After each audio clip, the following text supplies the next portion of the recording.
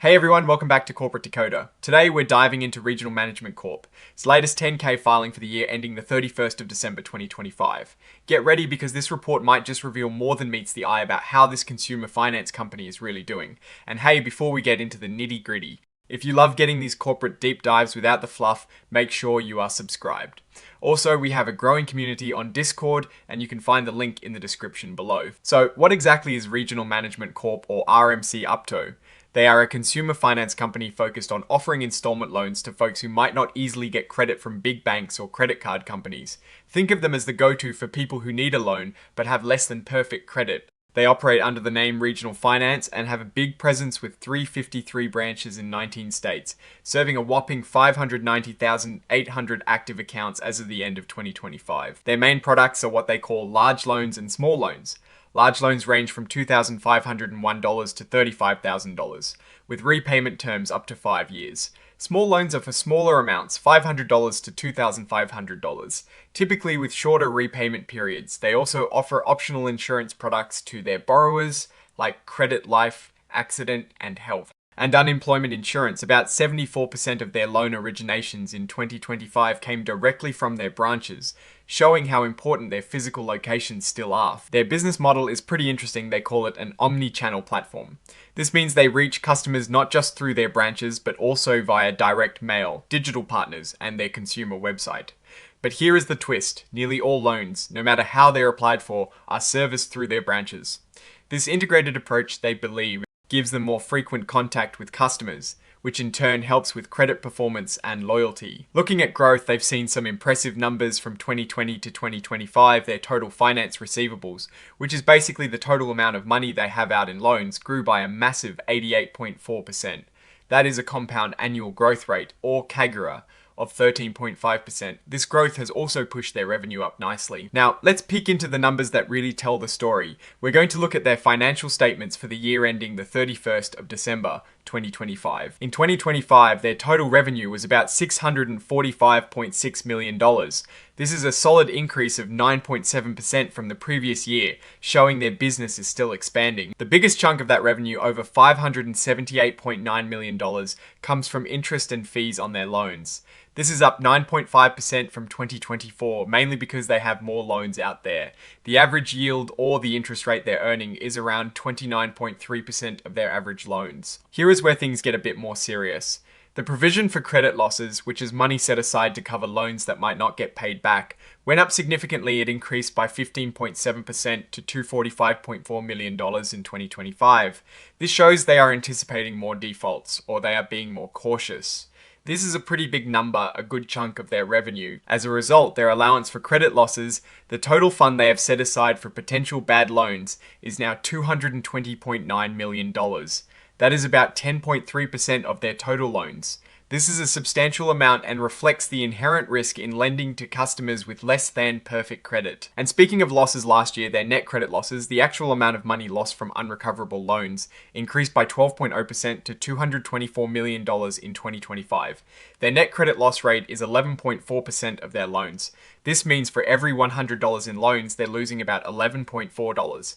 It is important to note that this is a bit higher than the previous year, indicating a potential trend. On a positive technical note, the company's auditors, Deloitte and Touch LLP, stated that RMC maintained effective internal controls over financial reporting.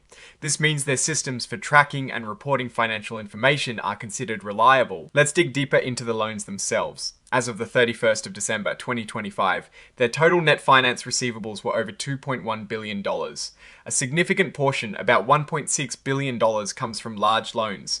What is interesting is the breakdown by FICO score, which is a measure of creditworthiness. A large chunk of their large loans, over $1 billion, comes from FICO Band 6, which means they are considered prime borrowers. This is good. However, their small loans portfolio is much riskier, with over $435 million from FICO Band 1, which is subprime.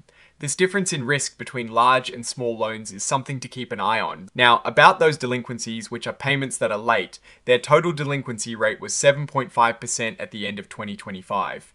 This is a slight improvement from 7.7% at the end of 2024.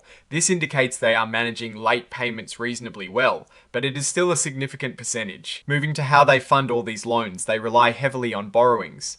As of the 31st of December 2025, they had $1.65 billion in debt. A significant portion of this, about 84%, is fixed rate, which is good in a rising interest rate environment. However, they still have nearly $270 million in debt tied to variable rates through credit facilities, meaning higher interest rates directly impact their costs. In today's world, cybersecurity is huge, and RMC seems to be taking it seriously. They have dedicated teams, board oversight, and even hire outside consultants for penetration testing. They use the NIST cybersecurity framework, which is a good industry standard. They haven't experienced any material cybersecurity incidents yet. But the risk is always there, especially with the increasing use of AI. Like many companies, RMC acknowledges the risks posed by public health crises. They have business continuity plans, but the unpredictable nature of these events could still disrupt operations. The risk factors section is always a good place to understand potential problems. They highlight risks related to managing growth, credit risk, competition, and of course regulation. They specifically mention the potential impact of AI on their business, which is a forward-looking concern. Regulation is a massive part of this business. State and federal laws heavily influence how they operate, from interest rates to collection practices.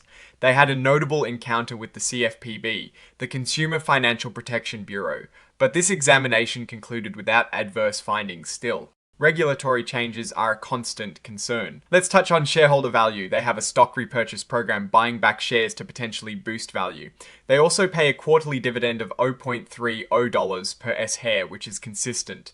So, what is the big story here? Regional Management Corp is definitely growing. With a solid increase in their loan portfolio and revenue, they seem to be strategically focusing on higher margin small loans and auto-secured loans.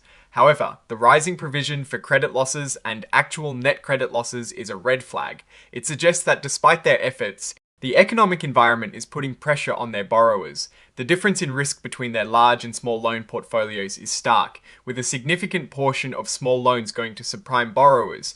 Their reliance on debt financing is also substantial, and their ability to manage interest rate changes is key to maintaining profitability. While they have a strong compliance framework and haven't faced major regulatory penalties recently, the heavily regulated nature of their industry means constant vigilance is required. In my opinion, RMC is sailing through a bit of choppy economic waters. They're growing, which is great, but the increase set. Aside for bad loans, and the actual losses point to a challenging market for their core customer base. Their strategy of balancing large prime loans with riskier small loans seems to be a calculated gamble. The real test will be how well they adapt if economic conditions worsen.